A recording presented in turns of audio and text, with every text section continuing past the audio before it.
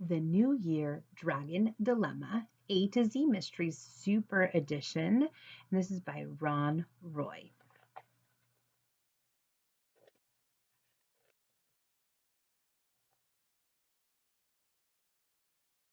They're going to be in San Francisco.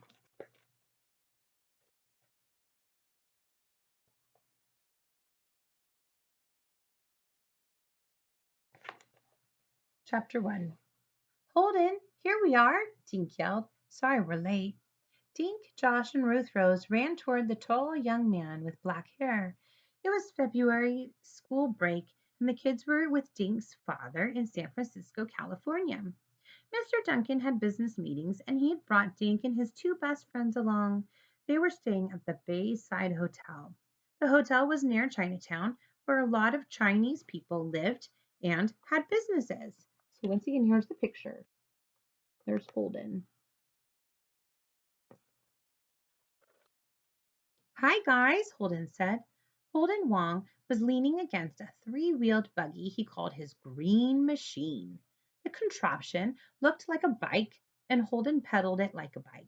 But there was an umbrella to keep out the rain and sun and a narrow bench where 2 or 3 passengers could sit. Dink's father had hired Holden to show the kids the San Francisco sights. Like Dink, Josh, and Ruth Rose, Holden was on school vacation. He was in college studying acting. He wanted to move to Hollywood and work in the movies after he graduated.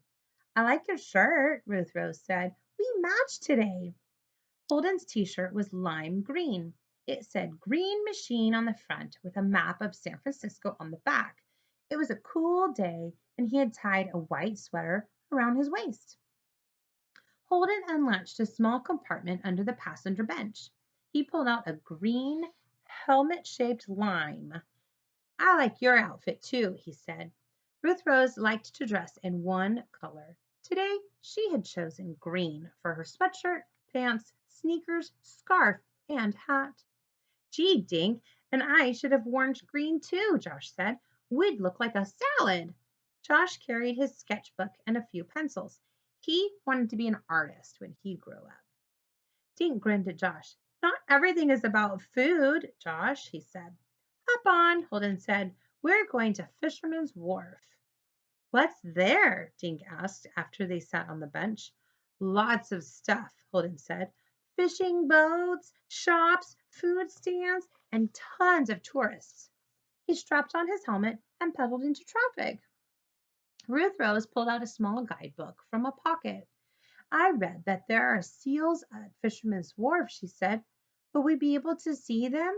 Holden laughed. They're actually sea lions. You'll see them, smell them, and hear them, he said over his shoulder. Cool, Josh said. Can I get close enough to sketch them? Probably, Holden said, but they smell so bad you don't want to get too close. Holden pedaled along the busy streets. It was late afternoon and the city was crowded. Everywhere the kids looked, they saw taxis, bikes, motorcycles, buses, and people. Dink saw a dog walker with 6 dogs on leashes. He was glad they had Holden for a guide. It would be easy to get lost in a city as busy as San Francisco.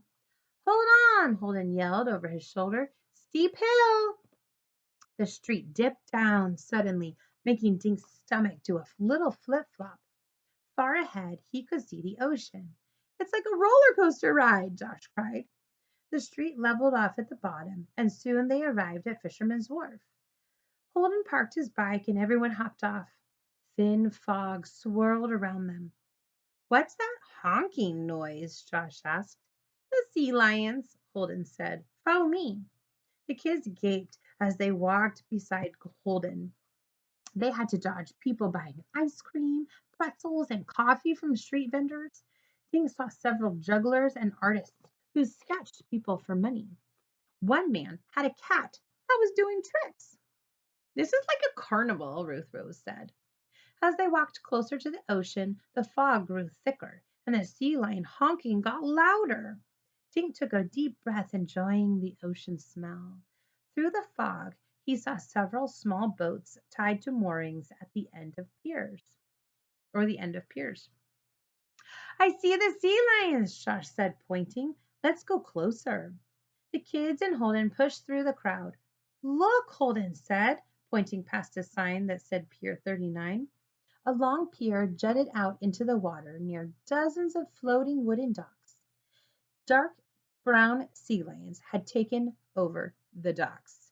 Some were huge, and others were smaller and younger. They were all covered with sleek fur. Dink could smell the animals as they barked and flapped their flippers.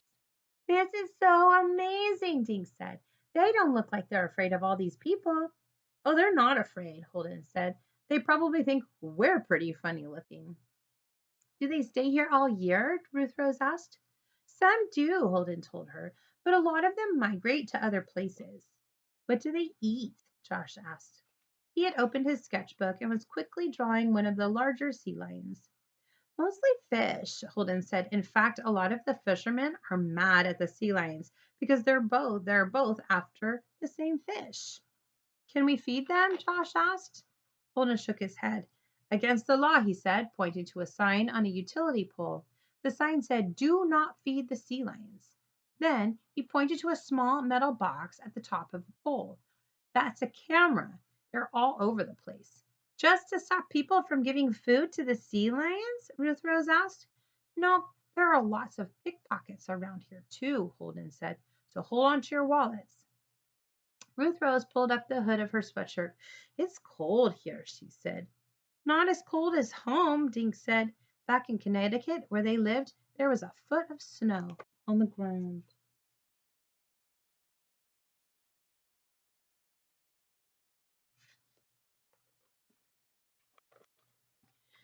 Ruth Rose picked up a flyer off the sidewalk. Guys, there's a big parade tonight, she said. It's for the Chinese New Year. We should go. The parade is a lot of fun, Holden said. He looked at his watch. It's 2 o'clock now, and the parade starts around 6. I could meet you somewhere if your dad says it's okay. I'll ask him later, Jinx said. Chinese New Year is huge here in San Francisco. Holden told the kids the parade has floats, fireworks, and an amazing dragon that's about 200 feet long. Plus, every year the town picks a new Miss Chinatown. Holden pointed to a picture of on the flyer. It showed a pretty Chinese girl wearing a glittering crown with a red ruby in the center. You might get to meet Miss Chinatown tonight. Meet her? Ruth Rose asked. Holden blushed. Yep, there are 2 finalists, and one of them is my girlfriend, Lily Chen. When does she find out if she's the winner? Tink asked. She may know by now, Holden said. They keep the girls hidden until the parade. People have been voting for weeks. For the parade, they dress the winner in a special silk robe that's 100 years old. She'll be wearing a mask and a crown. Holden tapped the girl's picture on the flyer. Right in the middle of the crown is a ruby that used to be owned by some Chinese ruler, he said. Josh grinned. Does Lily get to keep the crown? He asked. Holden shook his head. Dude, the crown isn't worth anything, but the ruby is worth about $1 gazillion, he said. Lily told me they strap the crown onto Miss Chinatown's head so no one can steal it. She only gets to wear it for about 15 minutes, then it goes into a safe until next year. Josh winked. Where's the safe? He whispered. They all laughed. Anyway, Miss Chinatown rides on a special float, Holden went on. During the parade, she'll take off the mask. That's the first time anyone will know which girl won. The prize is a college scholarship. Ooh, I hope it's Lily, Ruth Rose said. You must be excited. I guess I am, Holden said, but he didn't look it. Actually, I'm a little worried. I haven't heard from Lily since yesterday. She promised to text or call last night, but she didn't. Did you try to call her? Dink asked. Yep, but it goes right to voicemail, he said. I tried calling her parents, but no one answers. You said they keep the girls hidden until the parade, Ruth Rose said, so that's probably where she is. I'll bet Ruth Rose is right, Dink said. He wanted to make Holden feel better. Maybe they took the girls' cell phones away. Holden took a deep breath, then let it out. Yeah, he said, staring at the sea lions. Maybe you're right.